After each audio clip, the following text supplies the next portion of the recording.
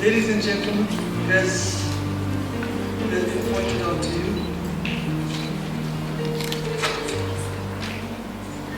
I've been on the governing body for quite a long time. Before I go into that, welcome our guest of honor, Mrs. Mohammed Sulti, principal, fellow members of my governing body, parents, and last but not least, the awardees. We are celebrating a very special day today. Mr. Bayat said to me I had about 8 to 10 minutes to talk, but it won't be long enough. So on behalf of the governing body, I want to welcome you all to this awards day, and also extend congratulations to all our awardees. But most especially, I want to send a special congratulations to the Montgomery family, who have known for many years, as we have lived in this vicinity for many years, for doing us proud over many years that their children are attending the school. And it's only fitting that we put our hands together to applaud this family that has done this school so proud. Ladies and gentlemen,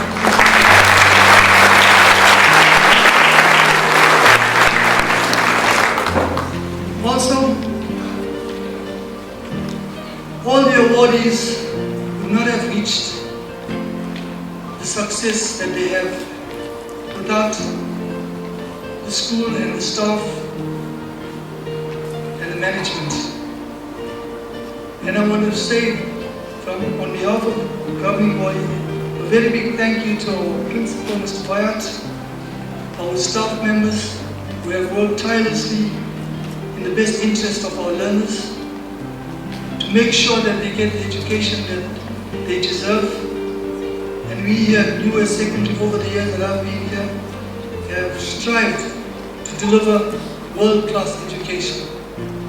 And ladies and gentlemen, if you look around the school, it speaks for itself. If you look at the awardees, what I say to you about the world-class education speaks for itself. So I want you to put your hands together for the management and staff of the NWSS Secondary School.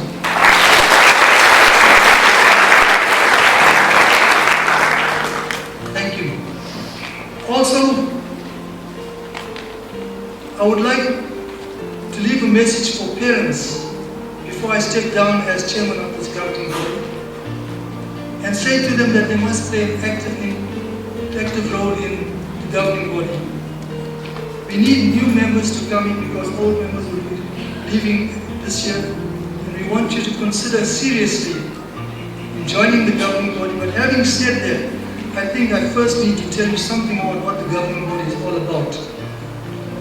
Governing body is a body created by statute, by the Department of Education, by the government, in order to put control of the schools in the hands of the community, but more especially in the hands of the parents. The parents who come onto the governing body exercise what we call a fiduciary role. Fiduciary role, I mean, they exercise due diligence, they exercise responsible decision making, they exercise good management skills in managing the finances of the school. They have to take care of each and every aspect of the policy making of the school. And last but not least, they have to provide a conducive environment for people, for the learners and the staff to learn and to teach. And when I say stable environment, I mean many things. For example, if learners come late to school, that's not a stable environment because it disrupts the schooling. If the taps are not working in the toilet, that's not a stable environment. If there's constant absenteeism, that's not a stable environment. So we have to get all our ducks in a row, and that's the role of the governing body, to make sure that all these ducks are in a row, and to leave the teachers with the task that they are best capable of doing, and that is teaching them. Your role, if you get onto the governing body, is not to worry about what this teacher is doing or what that teacher is doing. Your role is to make sure that the school runs in a normal, stable manner. So therefore I urge parents, when the time comes and vacancies are up, to put your names forward. As long as you bring something to the table of NWSS Secondary School, you offer some skill that can uplift the condition of the learners and the staff, then I would say that you are fulfilling your duty as a member of the governing body. Now, but before I leave, I want to just share something with our learners. In fact, with everybody. After I left school, I studied 6 years for 2 law degrees, and after that, I took up a post as a public prosecutor. And very quickly I learned something. I learned that in the context that I was working, half the things I learned at university I can forget about, because it all boiled down to one thing and one thing alone: common sense. For example, it's common sense to understand that if you shoot 5 times through a closed door and you foresee that there's somebody behind the door, you're going to kill somebody. It doesn't take a genius to understand that. And that's what the law is all about to me. And because I exercise common sense, and I urge you also to exercise common sense, you can get far in life. For example, it only takes common sense to understand that you don't spend millions of rands extraditing somebody to South Africa when you don't have the credible evidence to prosecute them. It just takes common sense to understand that. You don't have to have 2 law degrees and go to university for 6 years. But you know what? I've come to read the obituary of common sense here this afternoon. I found this in a newspaper clipping. I'm not sure who wrote it, and I don't take any credit for what I'm going to read. As I say, I don't know who wrote this, but I think it's so apt. And I think it will be apt today, tomorrow, and for time immemorial. And let me read it to you if I may. Obituary of the late Mr. Common Sense. Today we mourn the passing of a beloved old friend, Common Sense, who has been with us for many years. No one knows for sure how old he was, since his birth records were long ago lost in bureaucratic red tape. He will be remembered as having cultivated such valuable lessons as knowing when to come in out of the rain, common sense. Why the early bird catches the worm, common sense. Life isn't always fair, and maybe it was my fault. Common sense lived by the simple, sound financial policies. Don't spend more than you can earn. It doesn't take a financial genius to know that. If you spend more than you earn, you're going to get into financial difficulties. And reliable strategies such as adults, not children, are in charge. It's common sense. A lot of people don't know that. A lot of our children don't know that. His health began to deteriorate rapidly when well-intentioned but overbearing regulations were set in place. Reports of a 6-year-old boy charged with sexual harassment for kissing a classmate, teens suspended from school for using mouthwash after lunch, and a teacher fired for reprimanding an unruly student only worsened his condition. Get the message? Common sense? Common sense lost ground when parents attacked teachers for doing the job that they themselves had failed to do in disciplining their unruly children. It declined even further when schools were required to get parental consent to administer suntan lotion or an elastoplast to a student, but could not inform parents when a student became pregnant and wanted to have an abortion. Common sense. You can't put an elastoplast. You've got to get permission from the children's parents. Common sense lost the will to live as the 10 Commandments became contraband. Churches became businesses, and criminals received better treatment than their victims. Don't we all know about this? Common sense took a beating when you couldn't defend yourself from a burglar in your own home, and the burglar could sue you for assault. Common sense finally gave up the will to live after.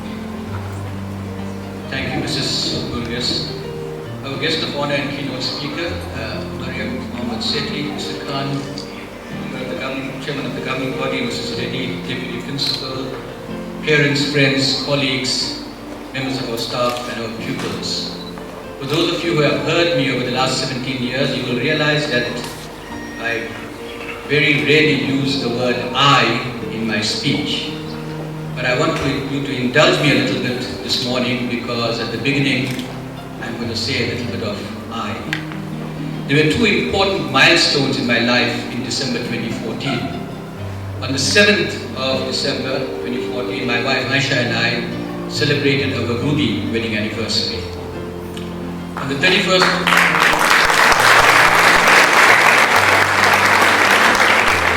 On the 31st of December, again the both of us celebrated 40 years of teaching.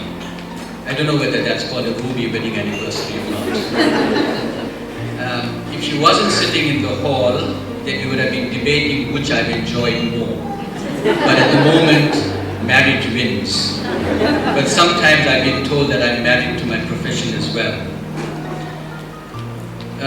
Ladies and gentlemen, 5 days after the 31st of December, on the 5th of January 2015, whilst we were celebrating my daughter-in-law's birthday at a restaurant, and I couldn't not go and sit in front of the TV, there was a flurry of messages on WhatsApp on my phone. And I am very, very critical of those people who are sitting at a dinner table and looking at their phones and not looking up, as a clip that we have will show a little later. However, on that evening, I watched the TV and I got the message, Garrett's on stage. And as it's going along, I'm watching my phone, and I asked my family to allow me that little bit. And Garrett's on stage, the awards are being made, and the celebratory, yes, Garrett's #1, first in the country in quintile 5 schools.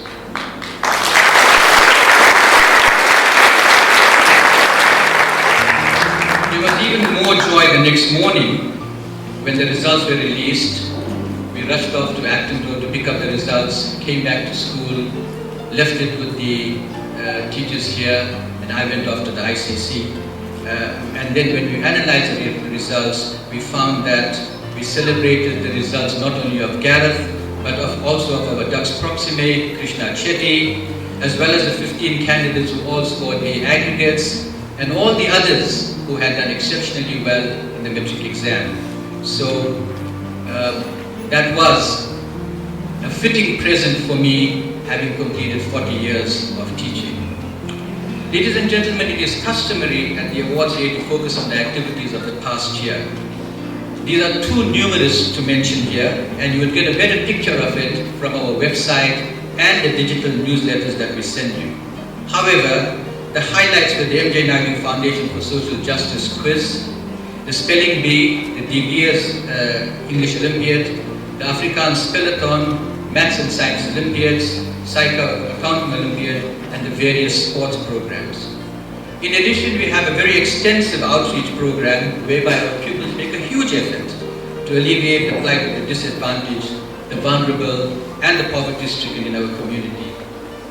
These activities form part of our core business, providing an all-round education to prepare our pupils for the challenges of the 21st century. In the academic field, we have, as is the norm, produced outstanding results in both the internal examinations in grades 8 to 11, as well as the national senior certificate examinations. Although there was a little blip in 2014 in our metric results, by our own standards I may add, we performed far above the national and provisional averages in both quantity and quality of passes. I applaud all our pupils in grades 8 to 12, and especially those who are here today to receive awards for this excellent achievement. Congratulations to all the learners and teachers who worked throughout the year to produce such excellent results. Inasmuch as I'm going to direct my comments to the young ladies and young men leaving the sheltered environment of NWSS Secondary School, it is also relevant to all our pupils who are sitting here this morning. Each and every one of you has talent, and I include all of you behind me as well. And it is now your duty to go off and start making your difference and making your mark in the wider community. By this I mean that your education and your entry into tertiary institutions will give you privileged access to a certain type of education, but the end product of this process is not good marks or your degree. It will be the impact that you make on the community from which you've come and the world in which we live. If your education does not help you to move society forward, was it an education at all? The late Nelson Mandela was a champion of education and often said, this country needs more educated people. Don't stop at 1 degree, he said. In fact, don't even stop at 1 doctorate. As someone, and this is a matriculant, who is about to embark on tertiary education, the question of education is one you should often grapple with. What does it mean to be successful? Is it to become rich or powerful, or both, like Bill Gates? To get a top job at a big corporate company? To drive a BMW? To wear Levi jeans, Gucci watches, and Gavin Raja dresses? And that's for the girls, not boys. Is it to influence public opinion in a radical way, like the rabble-rousing leader of the EFF, Julius Malema? Is it to serve the most desperate in society, even if it means risking your own life, like Dr. Imtiaz Suleiman, founder of the Gift of Givers, who risked it all in the name of humanity, ethics, and charity?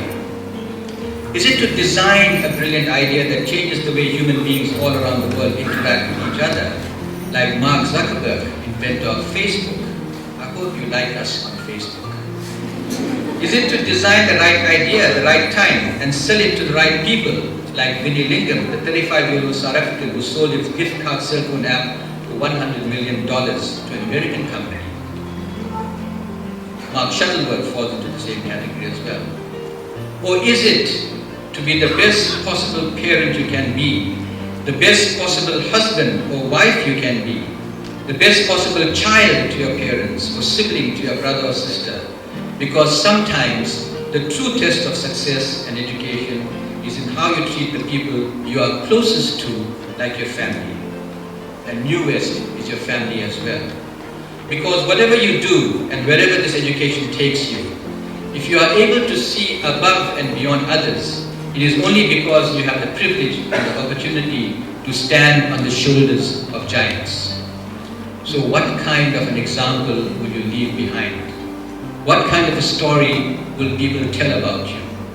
What kind of society will you have contributed to?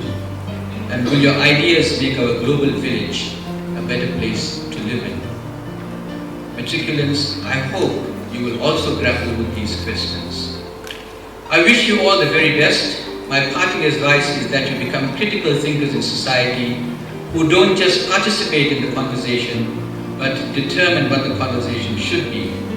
Be agents of change in society, be trailblazers in your chosen field, and never be afraid to challenge conventional wisdom when you don't see it working. Speak your mind, but don't forget that you have a heart. A speaker once quipped, "Don't criticize your wife's taste or judgment. Look who she married." To that I added, "Don't criticize the school governing body's judgment. Look who they appointed as principal." I want to pay tribute to the members of the school governing body who have served the school over the years and looked after the interests of the parents and pupils. In particular, you just heard Mr. Khan has had an unbroken stint of about 18 years. When I phoned him the other day and asked him, when did you first come onto the governing body, he says, I can't remember, it was in the last century. And Mr. Montgomery as well, who has served for quite some time, I think with just a short break in between when his elder daughter left and before Gareth and Alcine came to school. So, to members of the governing body, and we have quite a few of them here, I see Mr. Isaac as well, it was our pleasure working with you. Thank you very much for your cooperation, for your sound advice, for the robust debates that we had, and for coming to our assistance whenever it was required.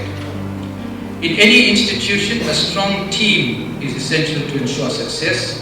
We at NWSS Secondary School have been fortunate to have a group of dedicated teachers and support staff who have always worked with one purpose in mind, that is to provide a holistic education to our learners. Our academic success and the variety of activities that we have participated in have ensured the achievement of this goal. To my staff, thank you for your excellent work and cooperation. Finally, to our pupils and their parents, as parents, you have given your children and our school your unstinting support. We thank you very much for that. To our pupils, congratulations on your achievements. You deserve every accolade. Savor the moment. Thank you.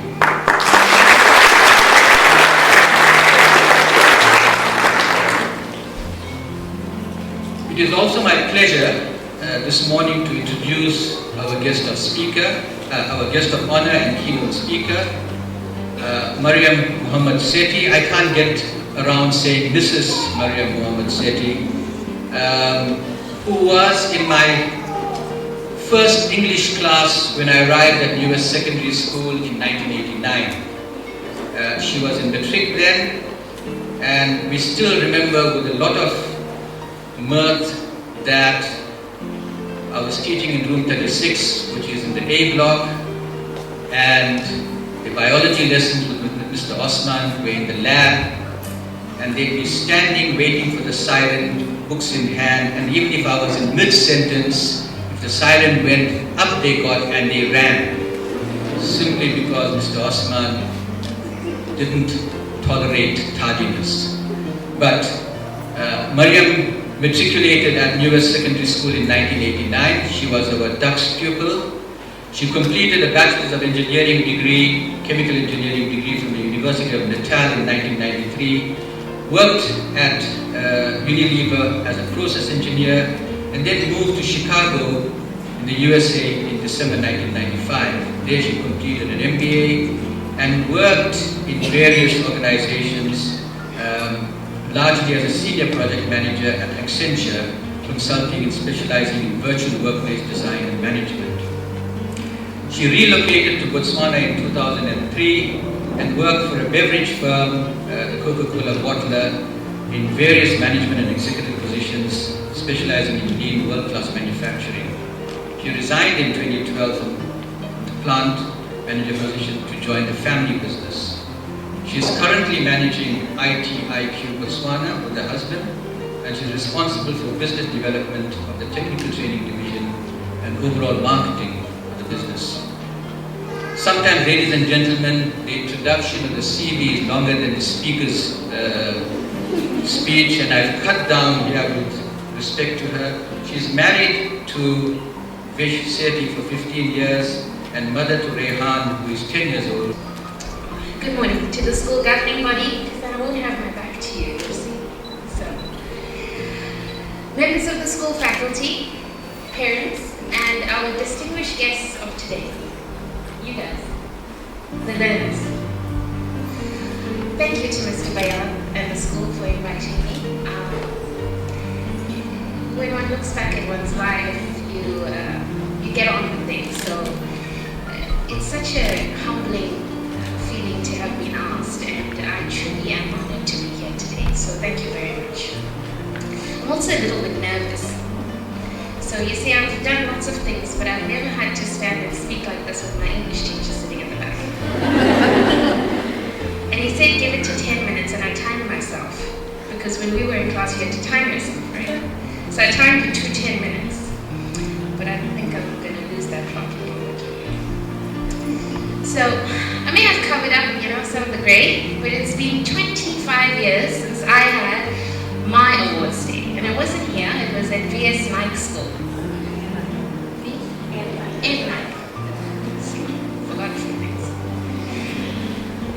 And, you don't remember everything. I mean, 25 years is longer than most of you guys have been alive, right?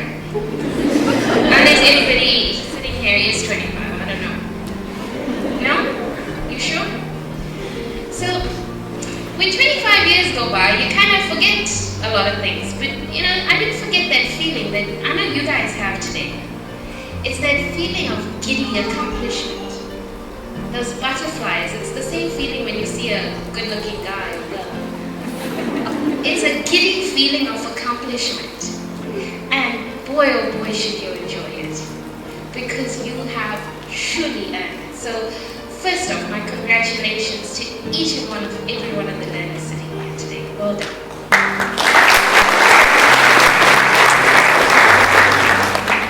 Like I said, when time goes by and memories fade, then, nowadays we have Throwback Thursdays, right? So I don't know whether it was a Throwback Thursday when Mr. Bayal contacted me, but it was a throwback. And then I was invited and all these memories start popping up. So, I've had teachers and friends here, but what I remember probably isn't what they remember. So, since some of the teachers are still here, and some of the friends are here today as well, I have to first start off by saying I don't represent myself, I represent the class of 10A of 1989, of which 4 of us are here today. And 2 is parents, 1 is an educator, and me. So you can figure out who they are. Okay. So, like I said, when Mr. Bayal mentioned that I needed to, invited me, I started thinking about a few things. I mean, I don't know, is Mrs. P90 still around? Yes? Oh Lord! And he mentioned that she was around, and I remembered home economics. I have to say it, I dreaded that bloody class. I think I am the first student that failed salad making. And then I think back and I realized what I did. I took some lettuce, I threw some tomatoes, and I thought, how difficult can this be, right? skills have improved slightly, but I won't be entering MasterChef anytime soon. And when I moved to NWSS, the school had just started. And we didn't have, I don't know, do you guys still, when you come to high school, have an option of classes you can take? Like you get to pick, do you want to do accounting or drawing or whatever. So we didn't have much because we had just started. And the other candidates, my fellow 10A students will remember, we had to do typing on a manual typewriter. And I forgot what that teacher's name was. Do you remember? Huh? The late Mr. Syed. And he used to whack your pinky. If you didn't get that S right, he'd whack your pinky. But you know, when I went to the US, I had a patch where I needed to focus on my studies and I didn't have time to work full time. So for 6 months I temped as a secretary. And I was ever so grateful I took typing. Because I seriously, I've had many secretaries over the years and I can still type faster than most of them. But I also realize most of you have never seen a manual typewriter. And when I was writing this speech, I also realized they offered woodwork at the time. And Mr. Bayata should have taken woodwork. It's done wonders for Julius. I mean, seriously. And on a more sentimental note, Ms. Bedant was my matric form teacher. And we dabbled with a little bit of geography over the years. And I have to share my lifelong memory with her that she doesn't possibly remember. And I might get a bit emotional, so work with me. She gifted me a copy of her husband's book called The Prophet by Khalil Gibran. Do you remember that? And on it was written Sabra Jazba, and I didn't know who that was because her name was Ms. Bedant, right? So then I realized it was her husband's book that she had given me. So Mr. Bayat introduced me in that long list. He mentioned that my second son was named Khalil, after Khalil Gibran. So when you sit in high school, you never quite realize the impact people have on your lives. So I named my second son based on that Ms. Bedant. And you know, she had a sense of warmth. How many of you have been in her class? It's a little bit annoying. It's like you leave your mother at home to come to your mother at school, right? Do you remember that? But I'll tell you something. When you become a mother, excuse my language, bloody hell do you want a teacher like that for your kids? So you go around wondering, you know, when am I going to find my Miss Bedant for my kids? Mr. Singh, may his soul rest in peace, was my history teacher. I don't think you guys had him? No. And I always tell friends the story about Mr. Singh. You know, he would close the classroom door and he would tell us we're going to learn history now. And he would take that syllabus and he would put it aside. And we would learn the real history because we were still in the apartheid era, right? So he would tell us the history that we couldn't learn. And I learned how important it was, like Mr. Bayat had said earlier, to challenge the status quo, to sometimes break the rules. Those were the lessons I cherished the most. And like Mr. Bayat said, he was my English teacher. And yes, we shortchanged him 5 minutes every class. Because boy oh boy, if you were late for Mr. Osman's class. You know, and if you've ever had the pleasure of being taught by Mr. Osman, it is an experience you will never forget. So how many of you have watched the movie The Matrix by Keanu Reeves? So you know that scene where he's dodging those bullets? That was invented in Mr. Osman's class. He controls that blackboard duster. And then you have to decide like which direction you're going to go in, alright? You still do that. Oh, you didn't tell your parents you did that.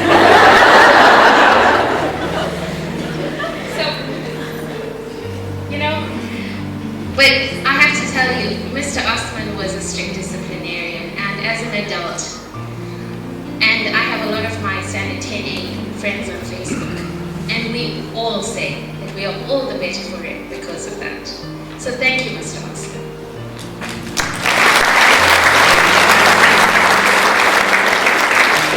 So there's just a flood of memories that come back when you think of your high school. I remember the kids smoking behind the window classroom. They still do that?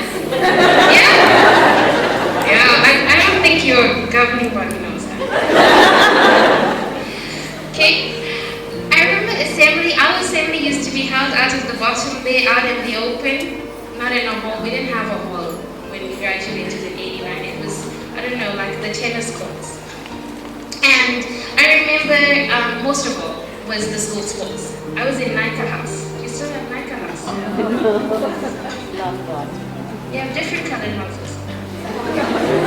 It's class-wise. Oh, I was in Nika House, and Nika House was green, and Navika sitting at the back remembers the one day we took the bus into town to buy our green little shorts, and we were like the cheerleaders.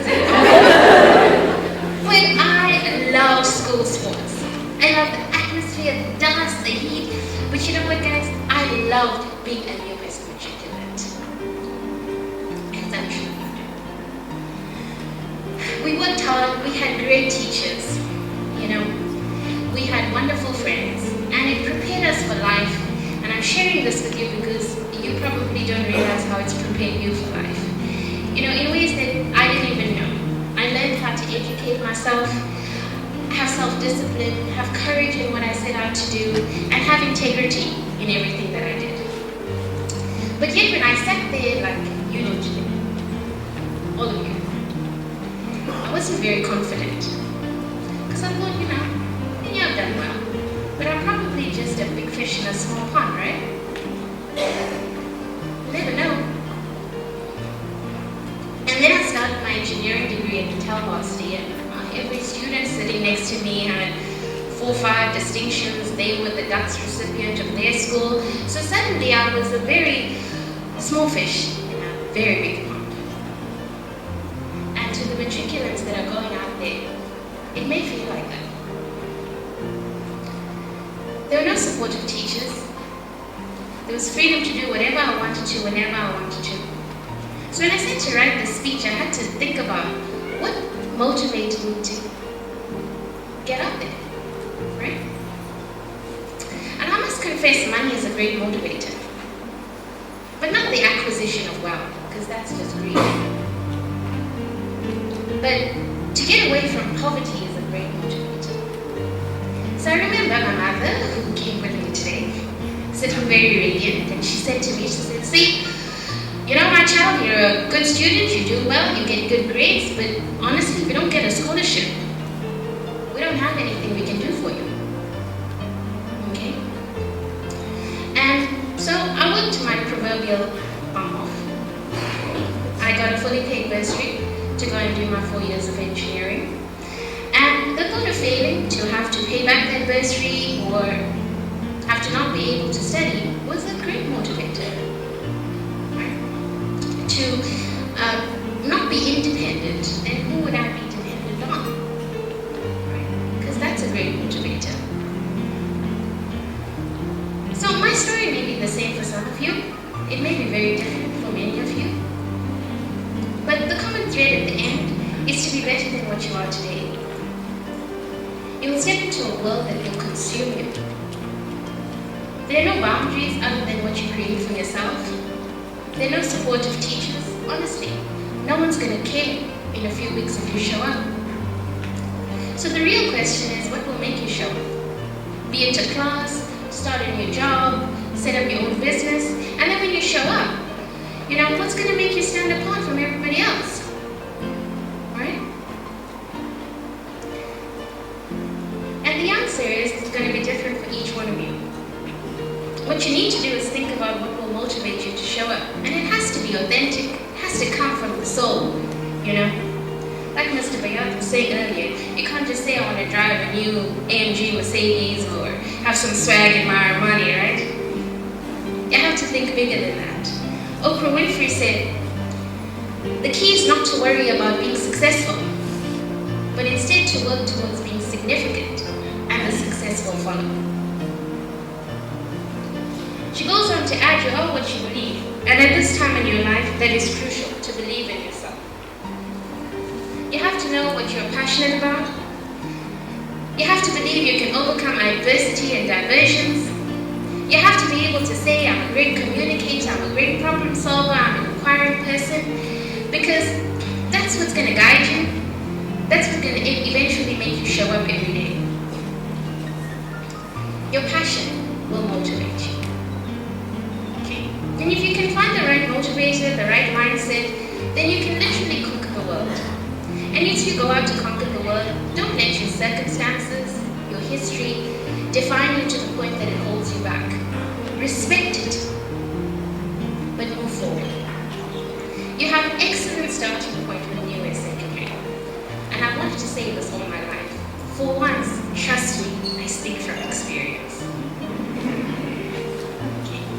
So I was putting this speech together. I was being a little new age, and I crowdsourced a little bit on Facebook to find out what everybody would want to say to you guys.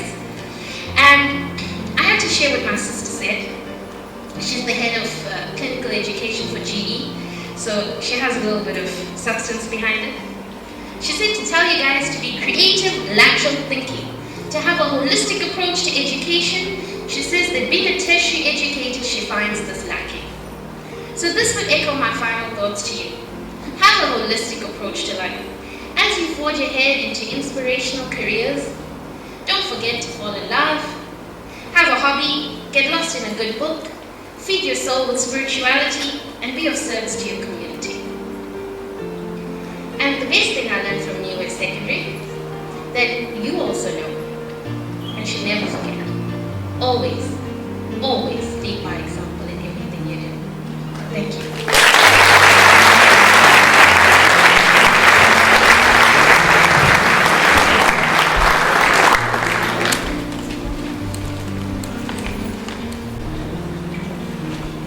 Good afternoon, ladies and gentlemen. The Good Fellowship Award is the most prestigious award and the greatest honor a school can bestow upon a learner. This learner joins a select group of past learners who have been worthy recipients of this award. In making nominations for this award, we look for leadership and initiative qualities, someone who can take on a role and be relied upon to see it through. This learner has displayed outstanding personal qualities and support for his school values. He displays friendliness and support to other students and members of the staff. He has a level of refinement and good manners, a positive outlook on life, is cooperative, confident, and takes pride in himself. How often have we heard the comment, he or she is a born leader? This learner has displayed clear characteristics of a natural leader. He has an exemplary character and lives with honesty and integrity. He is enthusiastic about his work and cause. He has also been a source of inspiration and a motivator, and is not afraid to roll up his sleeves. He has shown interest, participated and supported school activities, and has set high standards for himself. He has always had the strength and conviction to say and do what is right. The Good Fellowship Award is a personal award given in the context of our school, an award for what the recipient has contributed to the school community during his time there, and for what we hope they will be in the future. This learner has participated in many school activities and represented us in several cricket matches. No task was too big or too small. All we had to do was ask, and he would make himself available. On behalf of NWSS Secondary, I thank you for your commitment and selfless dedication. Ladies and gentlemen, boys and girls, it is my privilege to present to you the recipient of the Good Fellowship Award for 2014, Sashin Priyachi.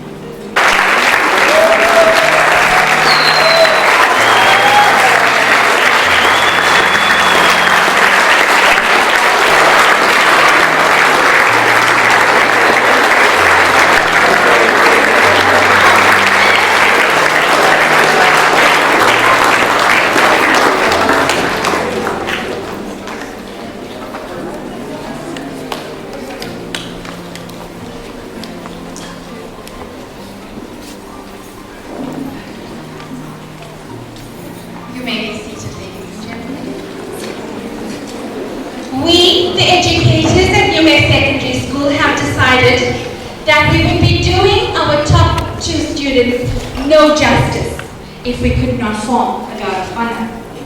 So, our Dutch proximate will be recited, the citation will be recited by Mrs. Regina Francis and will be presented by Mrs. P. Reddy. Achiever, a diligent student, and a young man of strong moral values and distinction.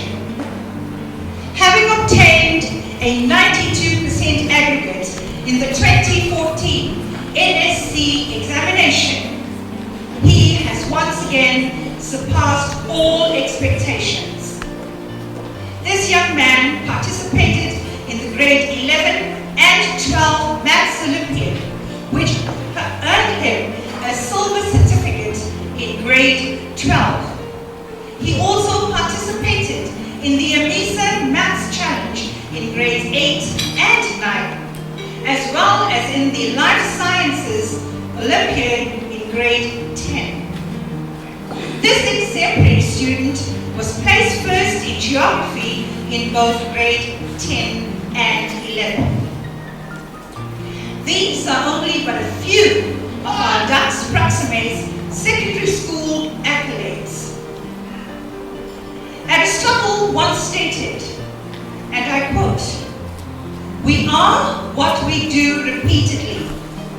Excellence, therefore, is not an act, but a habit." Unquote. I completely agree with this saying and wish to emphasize this student is habitually excellent. He is a warm, energetic, and dedicated young man with a friendly and pleasant disposition. His continued hard work, motivation, and sheer determination to succeed have been the underlying factors that have helped him accomplish his goals. This, coupled with his caring, helpful, and sincere approach to both his peers and educators, have proven to be a winning combination in this young man's schooling career. These wonderful characteristics of such commitment, perseverance, and enthusiasm is worthy of praise and emulation. His willingness to make sacrifices, the discipline and self-motivation, coupled with love and support of his family, has spurred this humble, unassuming, and brilliant learner from victory to victory throughout his schooling career. The Dux Proximate and Deputy Head Boy of 2014 has attained the following phenomenal and award-winning results in the NSC examinations of 2014 and was placed second in the school. He has obtained in English 84%, Afrikaans 98%, Mathematics 97%, Life Orientation 92%, Geography 93%, Life Sciences 90%, Physical Sciences 96%, and Advanced Program Maths 94%, Wow. bringing him to an overall aggregate of 92%.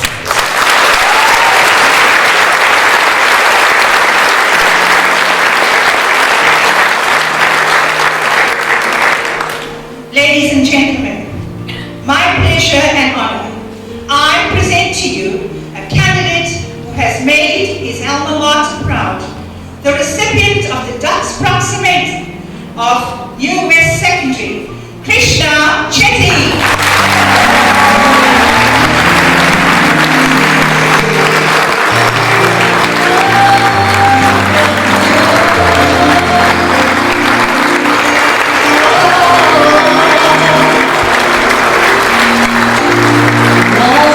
He was followed by his parents, Mr. and Mrs. Chetty.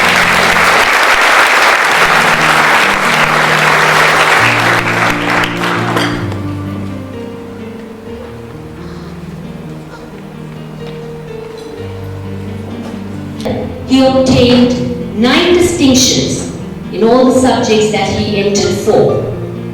English, 95%, Afrikaans, 99%, Mathematics, 99%, Life Orientation, 98%, Accounting, 100%, Information Technology, 96%, Life Sciences, 94%, Physical Science, 100%, Advanced Programming Maths, 96%, and an overall aggregate of 98%.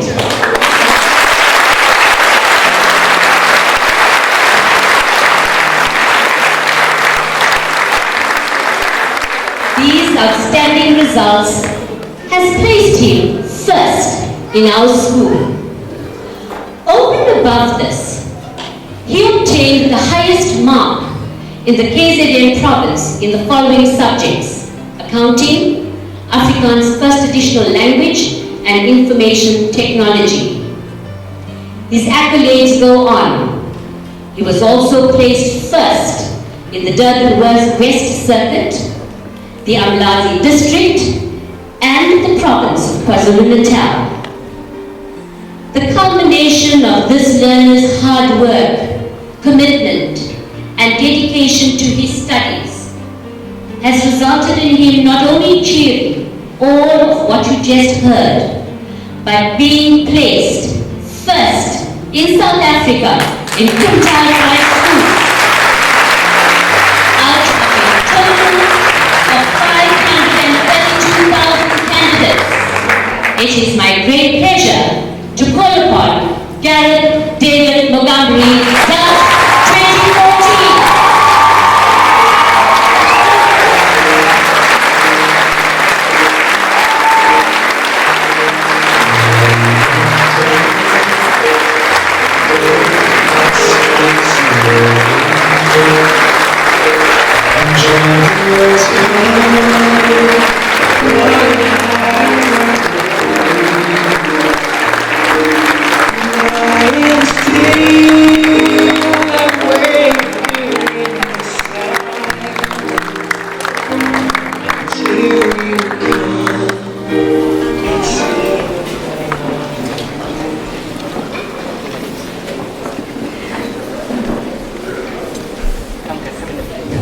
I know after that, quite a few of us are feeling quite emotional.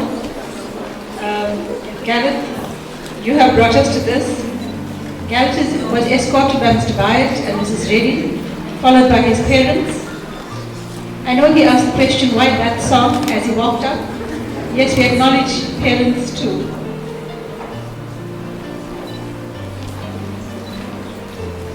Gareth has received the floating trophy, which was donated by the Sir Henry Stackosh Memorial Trust. He also receives the following prizes: a tablet from PC Training, a voucher from Provision, and 10,000 Rand from the NWSS Education Trust.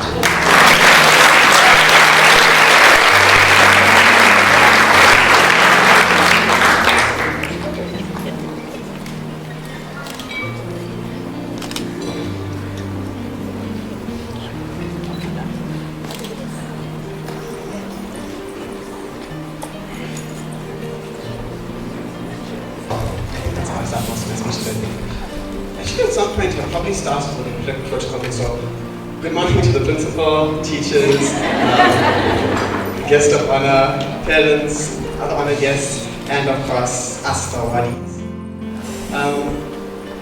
Sorry, I'm feeling a little bit uncomfortable. I'm not used to being dressed neatly. Most of you will know me in my usual untidy school uniform. The blazer is a recent acquisition, and thank you, Yusuf, for the tie. So today I have the immense privilege of giving you the valedictorian speech, which I have a blank on. Sorry. I meant to write it down, but it's stuck in my head, so.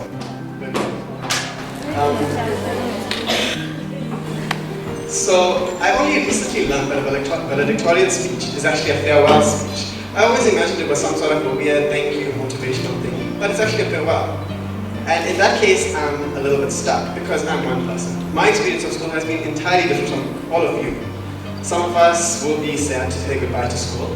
Others will be quite glad to finally kick up the shackles that school has been. And some of us, year after year, even though we're finished with the trip, will come back to help out. I understand with them. So with all of that, there's quite a bit to be said.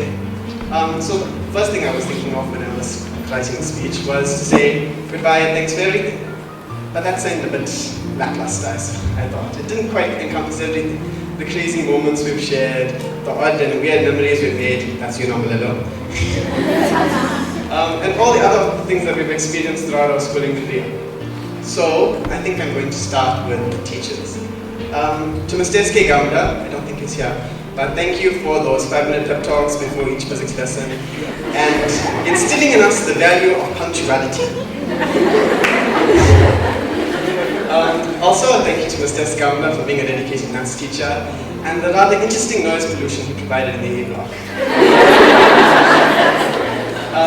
Also, Mr. Osman for his stern, reprimanding voice. Very stern, reprimanding voice. Thank you to Mrs. P. Lady. She's the reason why I'm not using words like alma mater and alumni. It's my form of a culture. And honestly, there's so many other teachers I can think of to thank. Mr. Jagannath, your tuition class is forever in your debt. Everyone else, all of the teachers at the back, I know Mr. Naidu, your drama class loves you. It's really too much to say. So a huge thank you to the staff. To the English teachers, thank you for getting distracted and giving us a break from the crucible. And as our other teachers will put it, you have made us into well-rounded citizens, ones who you can be proud of. To our parents, of course, for helping us through this whole exam period, for waking us up at 3 in the morning, staying awake till the wee hours of the morning, and giving us those cups of tea, coffee, and Milo when we needed it most, especially Milo. Thanks, Mom. As well as driving us to every single tuition class that we had to go to, and they were rather numerous. Really have been such amazing support for us, and we really thank you. We know we don't say it enough, but we do love and appreciate you. That leaves us with just us now. Yay, awardees. So thank you for everything that you've been to me, at least. For all the memories we've shared, for everything that we've done together. I think we're embarking, at least the grade 12s, on something that's entirely new. Although not new for all of us. I think the UT open on Monday. Sorry, Danisha and Kirti, for the kind of weird birthday thing you'll have this week. And it's quite awkward. I don't really like endings. I think some of you in my class will remember my speech on endings, when I quite specifically said I hate endings. So this is quite a little bit awkward for me. I don't really want to say goodbye to school. I've really had an awesome school career. Thank you to the staff again, and to everyone. And I've forgotten one people. The small people. Yes, one people. The small people. We still have a while to go. Cherish your school memories.